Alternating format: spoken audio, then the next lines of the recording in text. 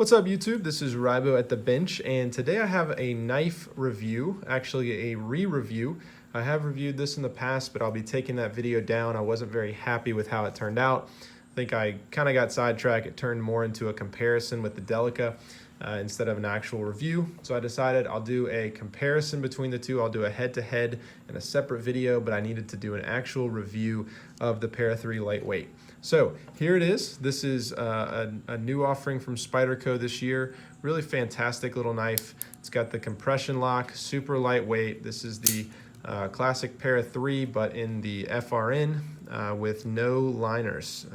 And so that's kind of an interesting thing. Makes this a very, very lightweight knife and very capable knife. So let's go ahead and get into it. First of all, let's do some size comparisons and kind of baseline of measurements. So I'll bring in the scale. Actually, let me do a size comparison, then we'll actually do a weight comparison. So you have the Spyderco Delica, which I think is probably the closest knife to it in terms of purpose and function, size, etc. You also have your Backlash, which is a Civivi Backlash, a little bit bigger knife, much thicker and heavier. And then here is the K-Bar Dozier, just to get an idea. So this is a fairly large knife, not insubstantial, but not unmanageable either. I think it's a really good size. The Backlash it gets a little bit too big for daily use for me.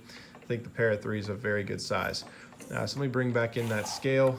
So let's do a weight check on the Para 3 Lightweight. So we are at 2.4 ounces. On the Delica, we are at 2.2 ounces.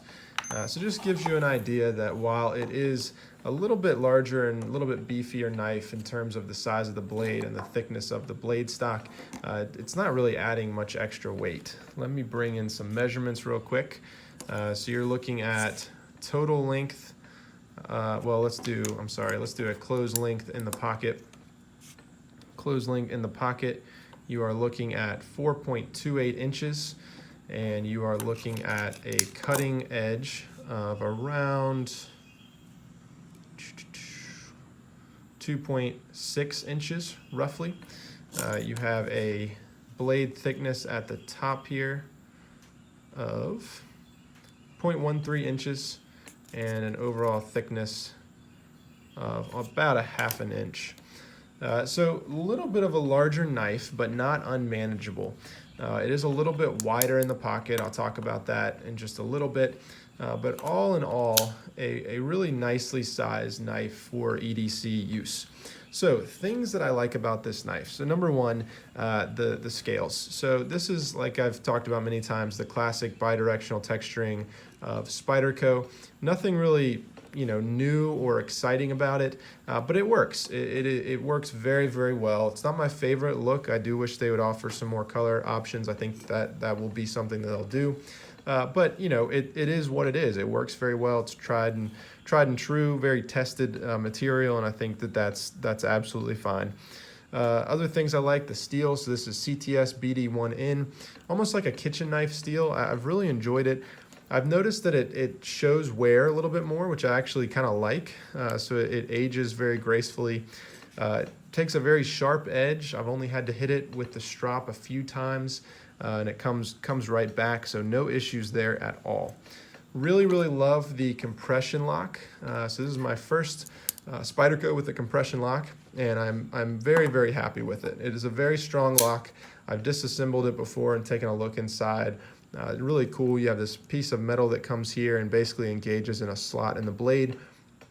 So you have strength from all sides of this lock, and I'll probably do a video one day kind of showing the different lock styles and potential weaknesses and strengths. But one of the things that makes this a great lock for knife enthusiasts is sadly that it is very, very fidgety. And it's hard to do that on camera, but you basically have several ways to open this. You can use the compression lock and unrelease it, slide it open like that.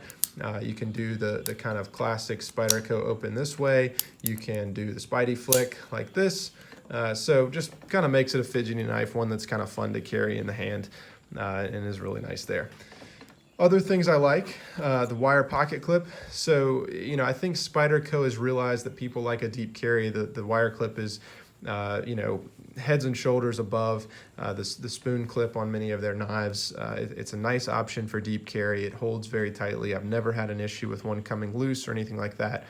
So that's a fantastic thing. I really, really like that. Hope that Spyderco continues to do that on all of their knives.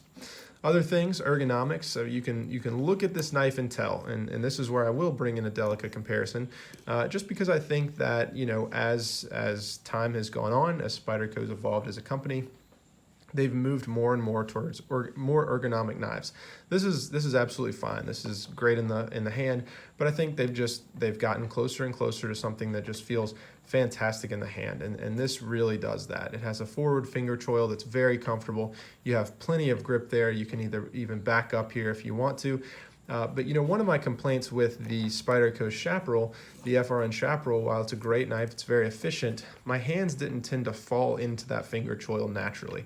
There's something about this knife, though, that just encourages that grip, and I find that really, really nice. And so it's made this guy get a lot more pocket time than I kind of initially thought it might.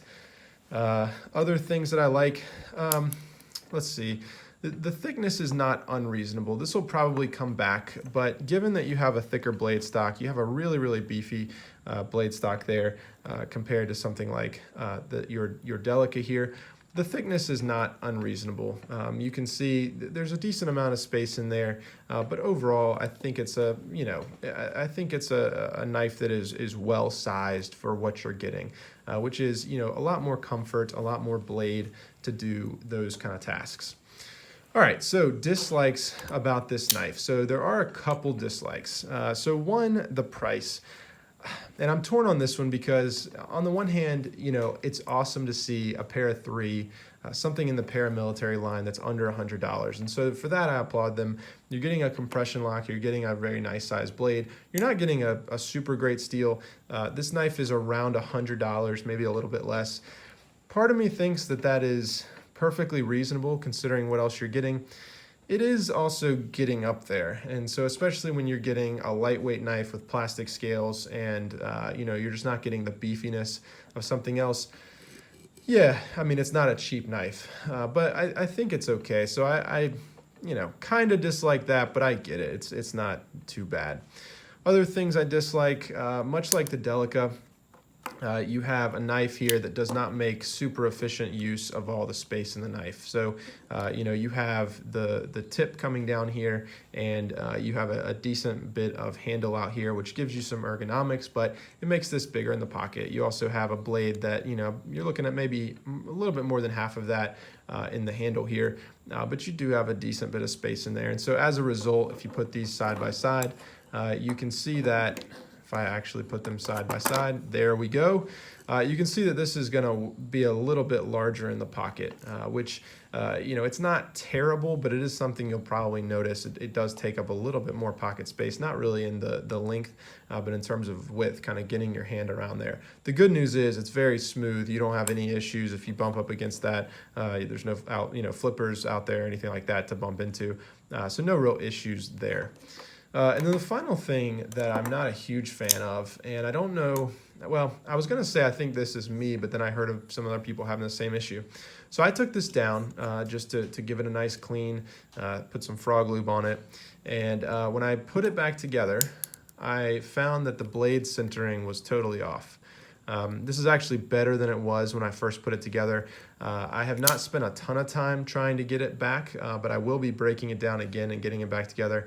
But I've heard that people have trouble getting that blade centering to come back. And to be honest, blade centering has never meant a ton to me, as it does a lot of people. It's never, you know, the number one thing I'm looking for. Really, I want a functional knife. And if my knife is functional and if there's no blade play with a little bit off-center blade, I really don't really care. It's just one of those kind of nitpicky things that a lot of people look into. I don't have any blade play on this, so no real issues there. But it's something to keep an eye out. I kind of wish that I would could disassemble this knife and get it back to perfect.